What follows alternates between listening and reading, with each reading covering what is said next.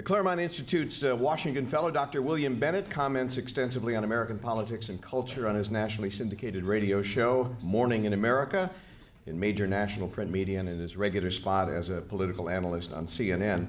In 1985, after 4 years as head of the National Endowment for the Humanities, Dr. Bennett was appointed by Ronald Reagan as the third Secretary of Education. He was then appointed by George H.W. Bush as the first director of the Office of National Drug Control Policy. He was known as the Drug Czar back then, a title that he actually found amusing. I think he would introduce Elaine as the Tsarina, I believe, from time to time. But little did he know that, that a generation later you couldn't swing a dead cat in Washington without hitting a czar. This is... I got this from the Washington Examiner website. Now this is 2 years old, so the list may have dwindled or it may have grown, but in 2009, 1 year into this administration, here are some of the 31 czars spending your money wisely.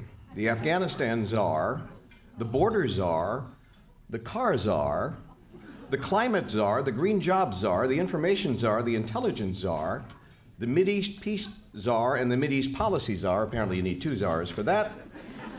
And my favorite of all, the TARP czar and the TARP oversight czar.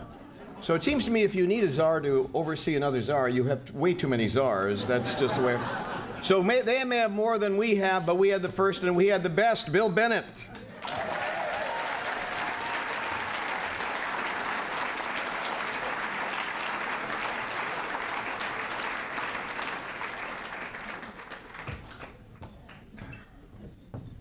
Yeah, I was a good czar. And the laugh line was Czarling and our two little boys, the Zardines, at the time. But on a serious note, there are things the U.S. government can do. I thought we ought to do that one. And the day I took office, one of the business magazines read a story on the 3 most powerful criminals the world had ever seen, heads of drug cartels, and they asked me about it, and I said, we'll get them. And within a year, each of them was either dead or in prison, thanks to the efforts of the United States of America.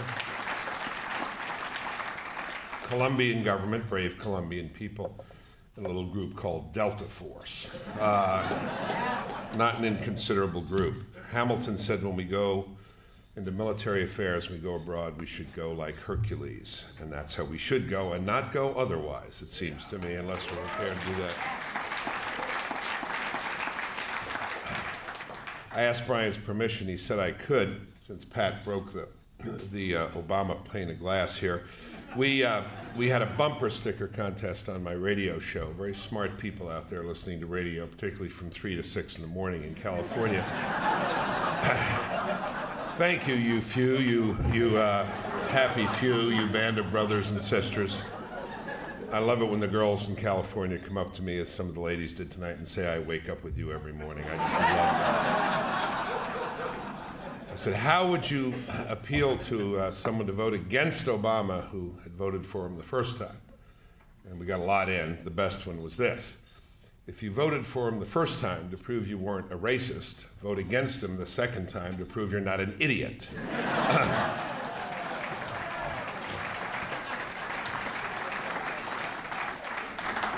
I'm the large person, if you hadn't figured it out, that Larry was referring to. I will squash you like a bug, Larry. That's what my kid said when we were in Colorado and I was the drug czar. He was collecting bugs and he said, Dad, I'm the bug czar. Yes, all right, anyway. A little on Claremont, change tone, because it's a very special place. It's the think tank that makes much of the work of the other think tanks possible. It really does. We don't push our policy papers on this or that piece of legislation, not usually. Rather, we teach the proper worldview. We teach the founding principles of America, too often forgotten not only by the left, but by our own right. Now they're coming back, and that's a very good thing. It was good that the Tea Party said, let's bring back that Constitution. Let's look at it. Let's study it.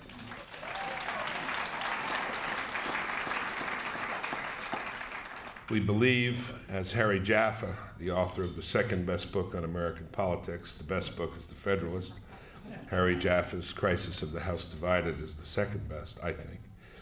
As Harry has written, our founding was based on the theory of limiting the ends of government without limiting the ends of man.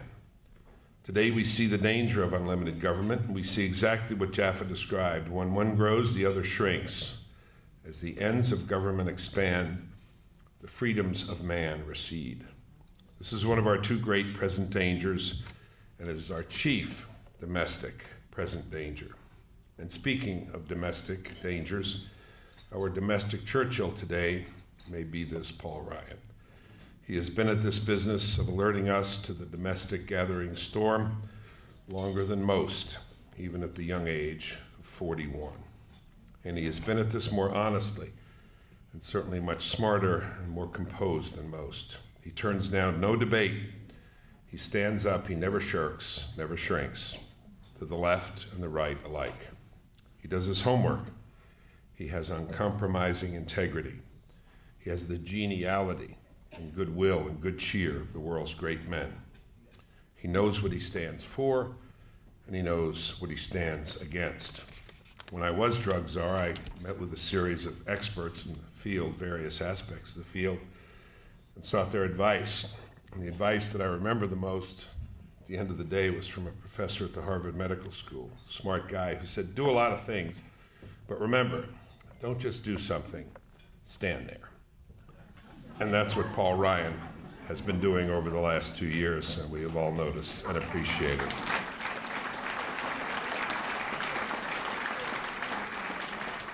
He has taught this great republic, just like a previous boss of mine, that right and left are irrelevant today when it comes to saving our country. The question is not right or left, the question is one of up or down. This political institution, this America, the last best hope of Earth, few other organizations understand that about America, but Claremont does. No organization understands it as clearly as Claremont does. We believe the serious study and teaching of our founders, of Lincoln, of Churchill, are not only right for this country, but actually and definitively true for all mankind.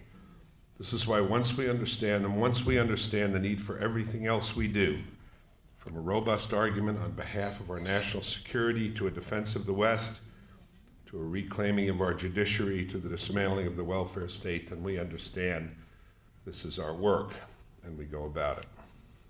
No other organization does this as well as Claremont. No other organization is dedicated to truly teaching students as is Claremont.